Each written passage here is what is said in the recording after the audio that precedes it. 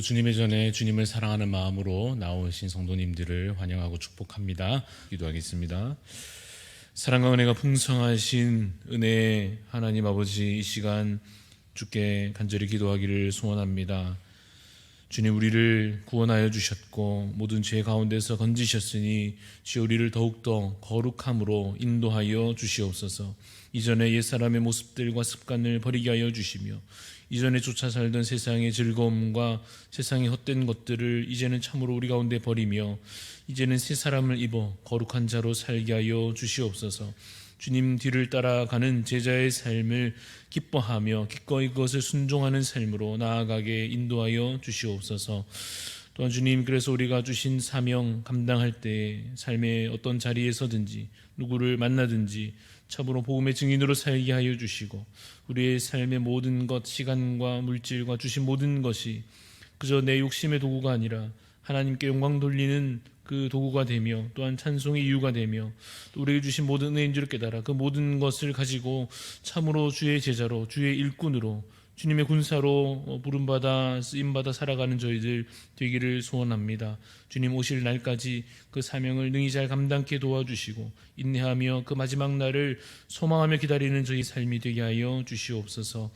또한 주님, 우리 대한교회를 주님께서 사랑하셔서 늘 은혜 베풀어 주심을 감사합니다.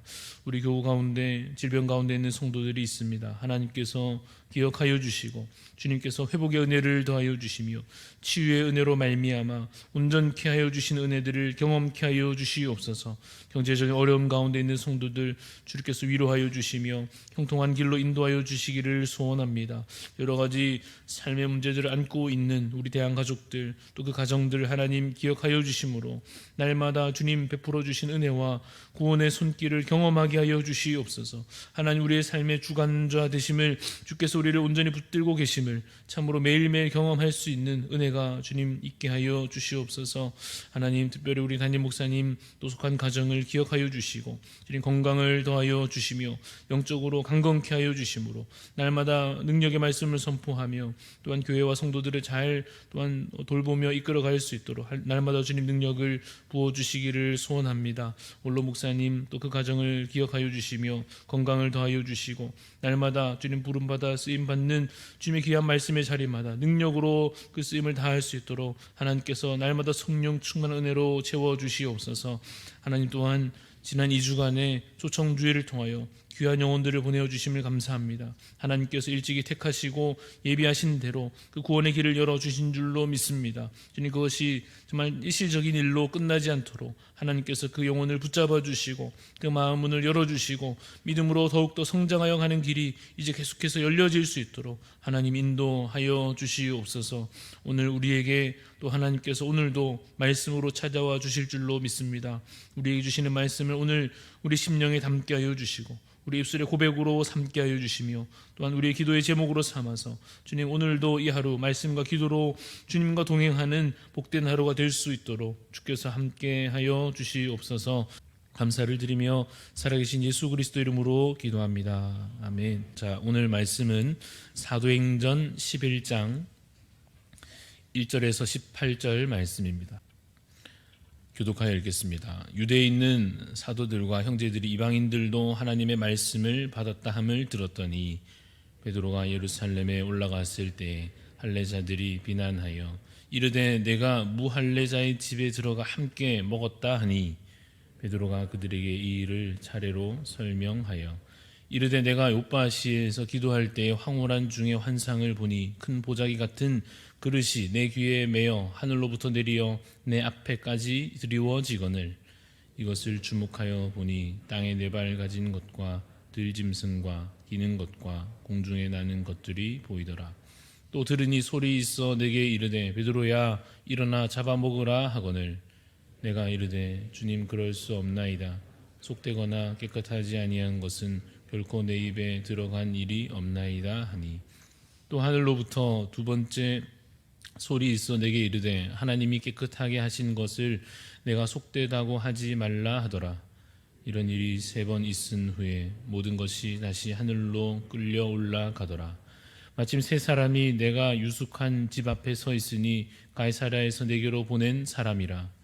성령이 내게 명하사 아무 의심 말고 함께 가라 하시매 이어서 형제도 나와 함께 가서 그 사람의 집에 들어가니 그가 우리에게 말하기를 천사가 내 집에 서서 말하되 내가 사람을 욥바에 보내어 베드로라 하는 시몬을 청하라.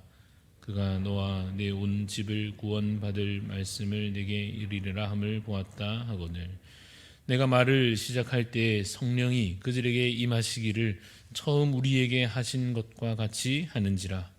내가 주의 말씀에 요한은 물로 세례를 베풀었으나 너희는 성령으로 세례를 받으리라 하신 것이 생각났노라.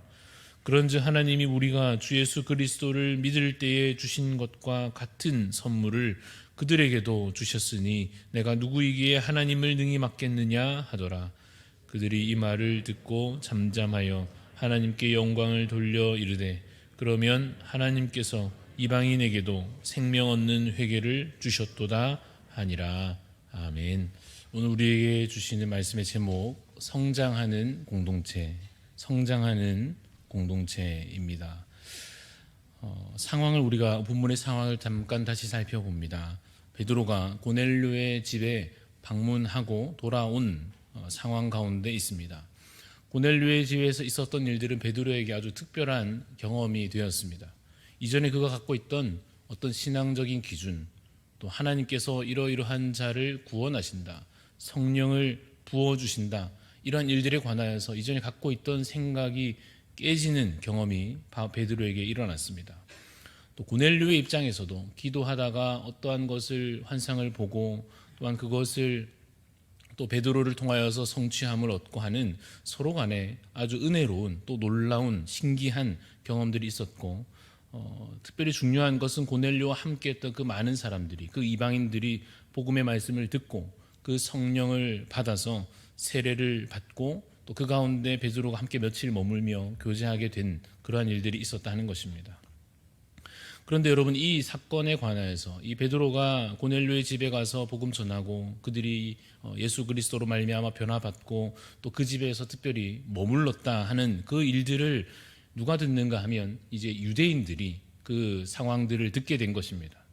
여러분, 유대인들이 베드로의 그 있었던 일들에 관하여서 들었을 때 그 베드로가 한 행동들에 관하여 긍정적인가 부정적인가 하고 보면 오늘 본문의 2절 가운데 보면 베드로에 대하여서 비난하고 있는 것을 보게 됩니다. 유대인들은 여전히 베드로도 사실 그러하였듯이 유대인들은 여전히 베드로가 잘못했다라고 생각하고 있는 것입니다.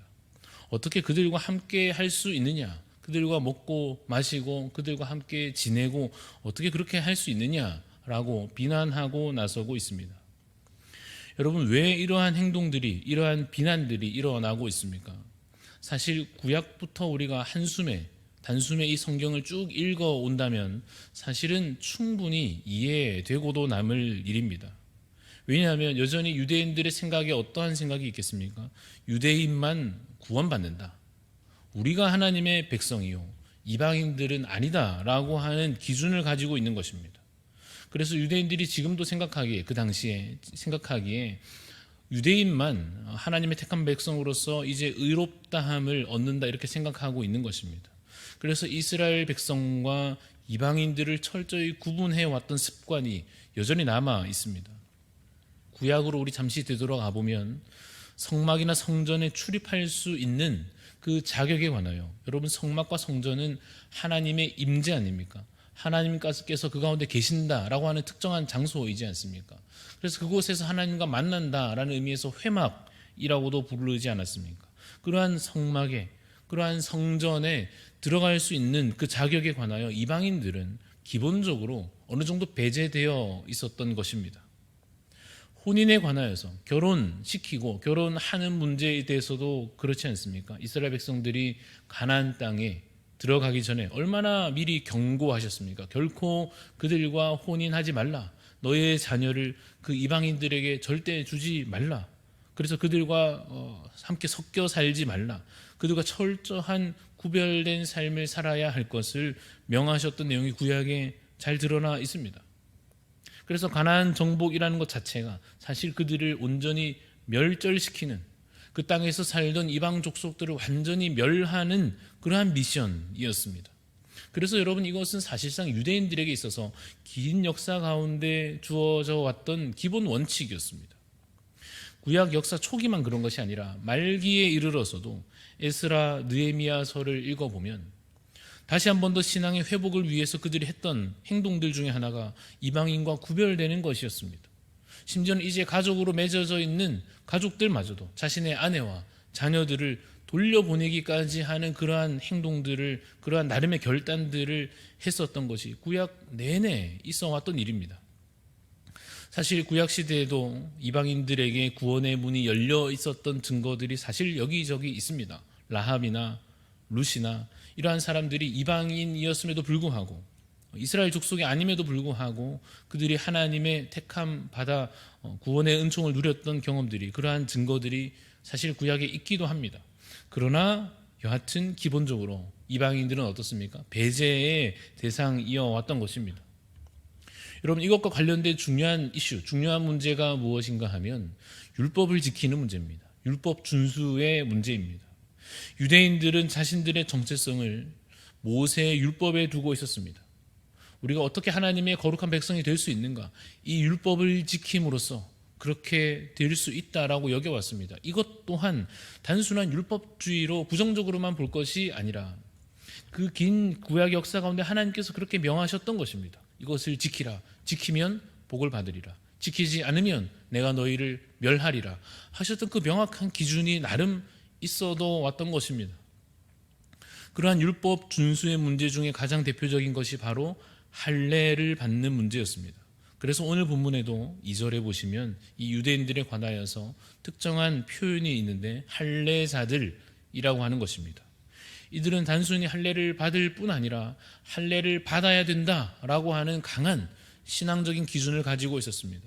그래서 3절에 나타나듯이 너희가 어떻게 무할례자와 함께 먹었느냐라고 베드로를 비난하는 것도 마찬가지입니다. 이 할례를 받았는가 안 받았는가, 그래서 율법을 잘 지켰는가 안 지켰는가, 이러한 것이 여전히 이 유대인들에게 있어서 의롭다함을 얻는 기준이고 소위 말해 구원을 얻는 기준이 되어 있었던 것입니다. 그와 유사한 것이 또한 식사 규례였습니다. 손을 씻고 또 어떠한 규칙을 따라서 정결하게 식사를 해야 한다. 그래서 이방인들과는 절대 식사를 같이 하면 안 되고, 이 거룩한 백성들끼리 이러이러한 절차를 통해서 지금도 유대인들이 그런 것들을 지키려 하지 않습니까? 이런 구약의 긴 역사 가운데 이어져 왔던 율법의 그 습관들과 규칙들이 지금 깨지고 있는데 어떻게 깨지는지를 잘 보십시오. 베드로가 먼저 환상을 본 것입니다. 하나님께서 음성을 들려주시고 먹으라 하시고 안 됩니다 하는데 내가 거룩하다는 것을 네가 속되다 하느냐, 이러한 장면들이 앞에 나타났습니다. 베드로가 그런 환상을 본 것으로 끝나지 않고 15절 말씀을 오늘 잠깐 보시겠습니까? 오늘 함께 읽었던 11장 15절 말씀을 보시면 베드로가 이제 이 있었던 일들을 유대인들에게 설명하면서 15절에 내가 말을 시작할 때에 성령이 그들에게 임하시기를 처음 우리에게 하신 것과 같이 하는지라. 베드로가 이렇게 말하는 겁니다. 내가 가서 복음을 전했더니 그 말씀을 복음을 전할 때 성령이 임하시더라. 그 이방인들에게도 성령이 임하시더라. 우리에게 성령이 임하셨던 것처럼 하나님께서 성령을 그들에게도 부어주시더라 라고 유대인들에게 말합니다. 무슨 얘기냐면 베드로가 현장에서 경험한 것입니다. 이게 그냥 듣던 얘기인 것이 아니라 눈앞에서 성령이 그들에게 부어지는 것을 직접 경험하는 것입니다. 그리고 베드로가 그제서야 말씀이 또 기억납니다. 16절 말씀, 11장 16절 말씀에 내가 주의 말씀에 요한은 물로 세례를 베풀었으나 너희는 성령으로 세례를 받으리라 하신 것이 생각나노라. 아, 이게 그 일이구나라는 것이 또다시 깨달아진 것입니다. 여러분, 베드로가 이 기억한 말씀은 사도행전 1장 5절에 있는 말씀이었을 것입니다. 1장 5절에 요한은 물로 세례를 베풀었으나 너희는 몇 날이 못되어 성령으로 세례를 받으리라 하신 말씀이 이미 기록되어 있었습니다. 이 말씀이 기억난 것입니다. 우리가 성령을 받았듯이 이 이방인들도 예수 그리스도의 복음을 듣고는 성령을 받는구나. 그래서 17절 말씀에 그런즉 하나님이 우리가 주 예수 그리스도를 믿을 때 주신 것과 같은 선물을 그들에게도 주셨으니 내가 누구이기에 하나님을 능히 맡겠느냐라고 유대인들에게 있었던 일들을 전하며 그가 깨달은 그 말씀의 의미를 전하며 그래서 내가 어찌 능히 하나님의 일을 맡겠느냐, 하나님의 역사인 것을 내가 어찌 부인하겠느냐라고 이야기합니다. 이것을 유대인 성도들에게 전달하였을 때 여러분 사실 참 어려운 문제죠. 이제껏 가지고 있었던 원칙과 기준과 원리를 바꾼다 하는 것, 뒤엎는다 하는 것 참 힘든 일이죠. 유대인만 구원받는다 하는 것에서 이방인도 구원받는다로 바꾸어지는 것이 얼마나 어려운 문제입니까? 할례 받아야 된다, 이건 반드시 기본 원칙이다 해서 무할례자도, 할례라고 하는 것은 이제는 괜찮아지고 그거 안 해도 괜찮고 이제는 무할례도 구원받는다, 이렇게 그 원칙을 바꾸는 것이 사실 얼마나 어려운 일이었겠습니까?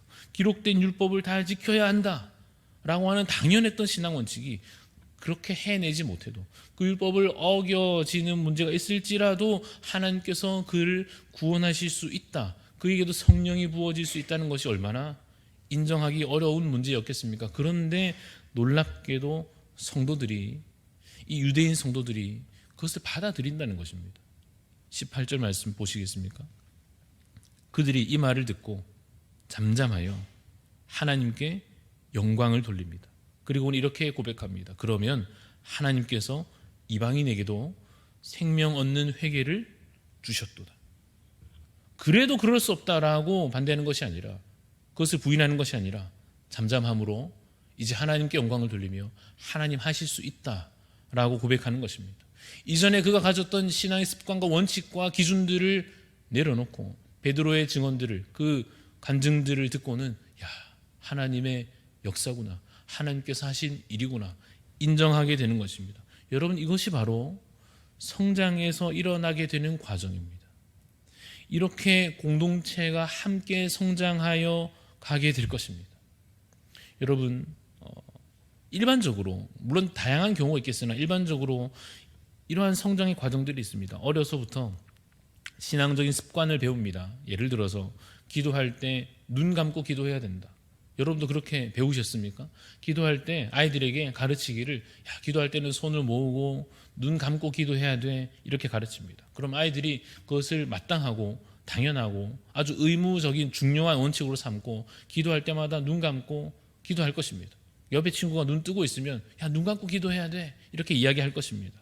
그러나 이 아이가 그 신앙이 자라가면서 그 수준에 머무르지 않고 그 의미를 깨닫게 될 것입니다. 아, 기도할 때 눈을 감는 것은 다른 것에 집중하지, 막 이렇게 마음이 흐트러지지 않고 하나님께 내 마음과 중심을 온전히 집중하기 위해서 눈을 감고 기도하는 것이구나 라고 하는 그 행위의 의미를 깨닫게 될 것입니다.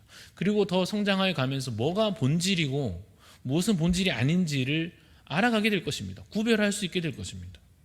그래서 기도할 때 눈을 감는 것은 사실은 본질은 아니구나, 본질은 하나님께 마음을, 중심을 두는 것이 본질이고 이것은 하나의, 그것을 위한 하나의 어떤 장치, 어떤 형식인 것이구나라는 것을 분별할 수 있게 될 것입니다. 그래서 그 다음 단계로서는 이제 드디어 본질에 따라서, 그 목적과 의미에 따라서 다시 삶의 원리, 그 방식들을 재조정할 수 있게 될 것입니다. 그래서 내가 기도할 때 눈을 감기도 하고 때로는 눈을 뜨기도 하고 손을 들기도 하고 모으기도 하고 다른 사람에게 손을 얹기도 하여 기도의 그 방식에 있어서 다양한 것들을 얻게 될 것입니다. 여러분, 이것이 바로 신앙의 성장 가운데서 일어나게 되는 과정입니다. 개인이 그러할진데 공동체도 마찬가지입니다. 신앙의 원칙들을 가지고 신앙을 배워갈 것입니다. 그래서 함께 약속하고 그것에 힘쓸 것이나 그것의 의미, 본질이 무엇이고 아닌 것은 무엇인지 함께 깨달아가며 그것을 바꾸기도 할 것입니다. 그래서 하나님께서 어떻게 은혜를 다양하게 부어주시는지를 그 다양한 삶의 그 사역의 현장 가운데 함께 경험하며 이것이 하나님의 은혜이구나 인정하게 되고 하나님께 영광 돌리게 되고 함께 더 그 깊은 의미들을 깨달아가게 될 것입니다. 사랑하는 성도 여러분, 오늘 이 베드로가 깨닫고 변화되는 과정과 같이, 그 이야기를 듣고 변화되고 있는 이 유대인 성도들의 모습과 같이 우리 교회도, 우리 각자도 우리 신앙이 성장하는 가운데 그러한 깨어지는, 변화되는, 새롭게 깨달아가는 과정들이 계속해서 일어나기를 간절히 소원합니다. 그래서 내가 조금 불편하게 느껴지는 변화라 할지라도, 처음에는 이해되지 않는 과정이라 할지라도 하나님께서 이렇게도 역사에 가시는구나를 함께 깨달아가며 그 변화 가운데, 그 성장 가운데 함께 자라갈 수 있는 우리 대학 공동체가 되기를 간절히 소원합니다. 기도하겠습니다. 하나님 아버지, 오늘 우리에게 주신 이 말씀대로, 보여주신 이 장면처럼 우리도 그렇게 함께 신앙으로 자라갈 수 있기를 소원합니다. 베드로가 깨뜨리기 힘든 신앙의 원칙들을 깨뜨려가며 그 경험을 통하여 하나님의 깊은 그 역사하심의 의미들을 발견하였던 것처럼, 또 베드로의 이야기를 듣고 그들은 들은 것에 불과하지만 그 듣는 것을 통하여서도 이제는 순종하는 마음으로 하나님께 영광 돌리며 하나님의 역사를 인정하게 된 것과 같이 우리 신앙 공동체의 변화도 성장도 이와 같게 하여 주시옵소서. 하나님의 말씀 앞에, 하나님의 역사 앞에 함께 마음을 겸손케 하며, 함께 때로 잠잠하며, 함께 하나님께 찬송드리며, 함께 그 일들을 기뻐할 수 있는 마음을 주여 우리에게도 부어 주시옵소서. 그래서 함께 신앙이 더욱 자라가며 새로운 일들이 더욱더 일어나며 하나님의 역사가 더욱더 풍성하여지는 은혜가 우리 공동체 가운데, 우리 교회 가운데 일어나게 하여 주시옵소서. 감사드리며 살아계신 예수 그리스도 이름으로 기도합니다. 아멘. 하늘에 계신 우리 아버지여, 이름이 거룩히 여김을 받으시오며 나라가 임하시오며 뜻이 하늘에서 이루어진 것 같이 땅에서도 이루어지이다.